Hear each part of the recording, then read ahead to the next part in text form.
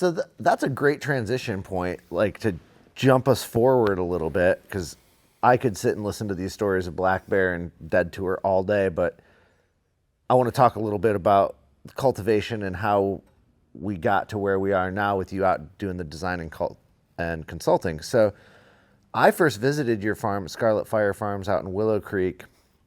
What was it, probably 7 years ago now or so? Yeah, it was 2015, 2016, Yeah. I believe. When we were filming an episode of Growing Exposed, which you can check out still on the Growing Exposed website. It's still out there and Yep. features Bryan telling you some of the secrets that you may have to pay him a bunch of money for now to get him out to consult.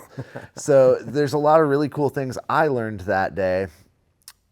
But one of them was that we owned the same piece of land. I owned it apparently directly after you in Willow Creek. And, you know, that was one of my first outdoor farms in Humboldt. And we connected over the fact that, well, there was no sun for about 5 months. And, Yes. you know, among other things, it was my first exposure to scaled up KNF, making your own nutrients all the way from scratch. Literally, you guys were fermenting deer carcasses. You were doing all sorts of stuff, harvesting your own seaweed. Yeah, we were trying everything. And that's where all these kind of new modalities of cultivation and permaculture and sustainability are coming from, is those days of experimentation. What led you to that moment? You know, because you went down a long road of cultivation with 2 lights in a closet, apparently. Tell us about some of that road. As far as the KNF, or actually the modern nature farming, which is more of a, current way of explaining it, was just Fair. really intriguing to me. You know, was introduced to a friend, Ancient Dank, on Instagram, and I was just like kind of watching some of the stuff that he was doing, and I was just like, this is so crazy. Like, let's try this. I mean, we're in the woods, we can grow what we need, we can harvest what we need. Let's give it a try, And it was kind of on the cutting edge, it was on the edge of like a big change anyway. So it was like, how can we make this change even more exciting, right? Of course, with all the experience, the years and years of cultivation, I've tried pretty much everything. I started out with general hydroponics, the green and the green and the red, Good old the green, faithful. the pink and the red, yeah. And then I tried. Once they changed into I can't remember their organic product that they put out, but anyway, we changed into that. Oh, General Organics. General Organic. Yeah. There Yeah. you go. That's it. Slipped my mind. Yeah. Me too. And I was going hard with that one. That one worked out really well. But as we were kind of scaling from inside to outside, it just didn't really seem like it would fit to be using bottles. Expense purposes, waste purposes, all that kind of stuff. I felt like when you're indoor, you're kind of creating this like little world, your little laboratory, and you do all these different things, right? Because you're creating your own environment. So, you feel like you're forced to use bottles and whatnot. And then also the lack of knowledge that was out there open for everyone to have. So again, once I moved out into the larger scale outdoor, and I could do it year after year during the wonderful 215 era,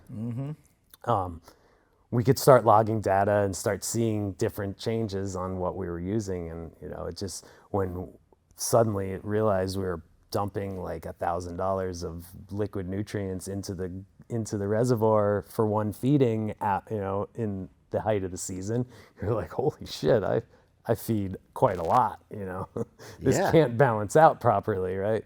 So, I mean, I feel like as we were getting pushed towards this legalization and regulation, I think we were also getting pushed into like real business life. Yeah, price Yeah. was slowly sliding down year after year after year. Yeah, overhead was going up because for whatever reason. Every reason, land costs were going up. Yep. Yeah, we went through a gas spike back then too, so we Yeah. were dealing with that, and so I just feel like I was like, okay, well, let's make some changes because the prices are dropping and there's more competition, and so let's see if we can create our own niche. And that's really kind of what got me down that road. I really enjoyed it. I feel like nowadays everybody's so hell-bent on data and analytics and all that kind of stuff that it really started getting a little strange for me personally. Like, I'm making all these wonderful things. They all smell absolutely gross.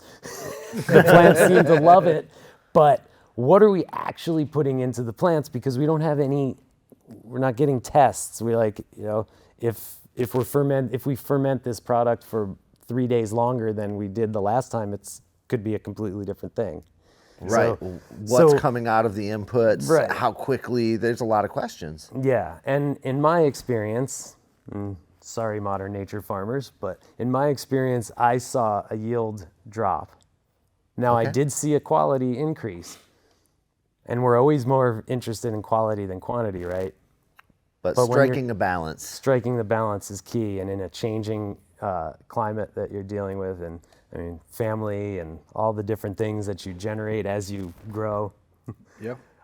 It was just, I had to take a step away from that and kind of go back to a more conventional form of cultivation. Yeah. Makes sense. Yeah, and it's a lot. I mean, now I'm seeing that it's a little bit easier for me to relay what I'm trying to teach these different farms that I go to when I can have a product that's basically, the exact same thing every time. Repetition is key when you're trying to push a product into market, especially now where it's not like, oh, well, this guy's buying it this time, this guy's buying it the next time. It could be going anywhere. You're probably needing to fit into a niche in the regulated market where you're selling to the same set of people that take it to the same set of dispensaries. Even if it's kind of a revolving cast, it's an established cast, and you have to have consistency. So did that lead you to really kind of going back more almost to salts, or did you end up seeing more like hybrid technology? Or what are you seeing now as the consistent way to get that output? Well, I've always tried to follow the natural input mindset, organic, whatever, organish. Right. But I've always kind of stood along those lines. Once I got away from the general hydroponic, or the hydroponic, the whatever. Yeah, the go boxes. That's how I always remember it. General Organics, because they had those boxes. Yeah, that's crazy. Yeah, so I always tried to stay with the natural stuff. I've never really been into salts as like, a nutrient base. And I'm sure that there's a lot of place for that in the new industry because, there's a lot more data collected. There's a lot more instruments designed to read that data that you're trying to find. But I've always wanted organic because I'm a smoker. I'm like, when I'm growing weed, I'm only smoking my weed. There's other people that I know that I hold in a high regard that I would smoke theirs too. But I'm growing for myself, number one, and my family and my friends, So I always wanted to be at least natural. We all want 3 pounds of light, but do we want to smoke the weed that is typically created off of the 3 pounds of light? Not every time. Not every time, right? So yeah, that's why I always just stuck with organic type nutrients and natural inputs. Awesome. Were you still making teas and doing it that way, or are you more into amending? Well, I like to do soil amendment. I'm really big into soil analysis, so you can track what's being put in and what's actually being used up. I'm a big feeder. I like feeding the plant, so I'll do a light amendment mix. I'll juice up the soil a little bit, but then I like to do a feeding. And my choice of product these days is BioBiz, because it's a very natural product. They've been out in the game for, they're celebrating their 30th year this month. Wow. And most of their products are derived from beets, sugar beets, and it's a fermenting process that they use too. So it's in a fashion, it is similar to the modern nature farming. but with the consistency of a bottled product. Yeah, it's got a ton of sugars. There's some kelp. Yeah, it's a great product. I really like using it. It's very forgiving. It's not. That's one of the things I've learned with salts is that it's not very forgiving. And typically, the environment that you have to create to utilize salts efficiently is not necessarily the environment that I'm trying to create. Yeah. Being like rock wool and things like that. Well, you eliminate so much of the microbiology, which a product like BioBiz especially, I always really liked that as a liquid. When I used liquids too, it was one of my favorites because the biology aspect, you're feeding the soil. Yeah, if you start with an amended soil like Power Flour back in the day, I loved BioBiz with Power Flour because that, rich, sugary, it's kind of a mild nutrient, really. It really is kind of a mild nutrient. It's definitely not something you're going to burn a plant with. I mean, you could probably pour the product straight into the plant and it wouldn't burn the plant. We're not recommending that at home, not but at all. you probably could. I mean, that's always been my MO when it comes to feeding, though. Like, I've never been a huge fan of pushing the ppms to the brink and to the stress point. Like, I like to get close, Right. but I've always kind of been more or less on the on a moderate strength nutrient regimen, and then obviously I've always been big on teas too, which I feel like naturally kind of get that extra charge in there. Yeah. But through a fermentation process. Yeah, absolutely. What I'm seeing with everybody scaling so large, so fast, that I'm seeing people start running into problems with teas and things like that because there's employee turnover, there's whatever the different factors may be. So typically when I go to a farm, I'm not pushing teas and things because that's a whole nother learning curve that somebody needs to learn. It's like let's get the ship righted, let's get you going, and once you start seeing some ground being covered and seeing some increase in some things, then let's veer off and try some high level stuff, right? Yeah. Create a sense of stability, a platform to build on. That's Right. something we say all the time we get phone calls from new growers daily at Royal Gold, and it's like, hey, start simple.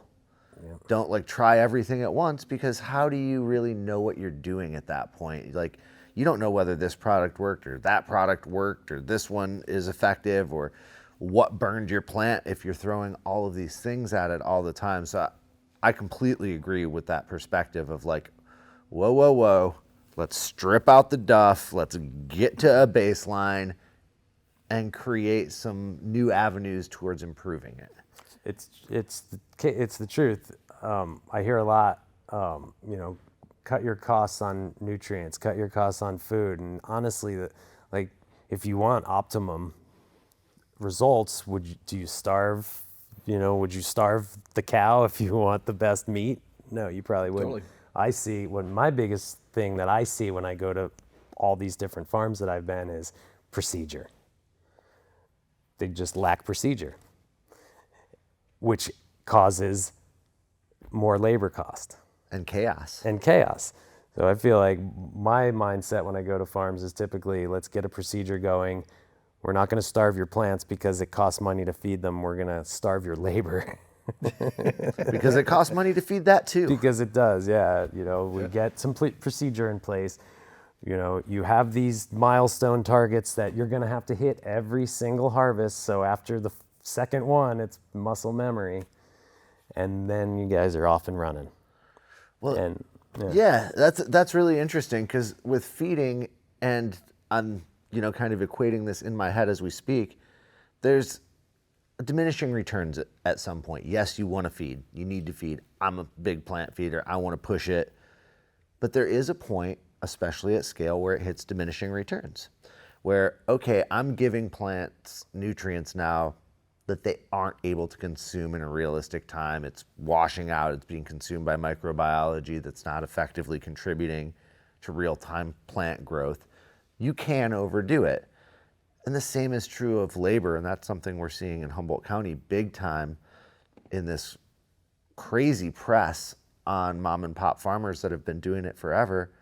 they're having to eliminate labor everywhere. Nobody can afford the labor because it's a diminishing return. You're paying all this money for these people to be out there stripping the plants, giving all this care, but the cost per pound is so low now, we have to find ways to prop the farmers up, and they have to find ways to cut those costs. And there's a diminishing return in overfeeding, in over labor, and over application of anything. Yeah, right. That's a good generalization of it for sure. Absolutely. Right? No, it's true. Yeah, I think that there's so many. The stakes are so high now, right? You know, you there's no can't. time to There's no mess time to mess around. There's no time to have that bro that's, you know, kind of a lazy guy, but he's your bro. So like, you know, I'll keep him on. Yep. You know, there's those days are, it's a shame, but the culture is being stripped away to, you know, some degree. And I agree. that's where we're seeing it, right? Yeah, and I like what you said there. It is a lot of people that are making hard decisions for people that they care about and saying, hey man, I'm sorry, I can't afford to employ you anymore. I can't afford to have you live here on the farm and like work hard for the pushes, but like kick your feet up for, you know, 4 months of the 6-month grow season. And they're hard decisions being made by people that really care about each other. And that's one of the things that we're really fighting hard to kind of help right the ship with Measure S. And now everybody's trying to get to Sacramento to start looking at taxation, because these are decisions that are affecting the overall impact economically and socially of cannabis on the communities in Northern California.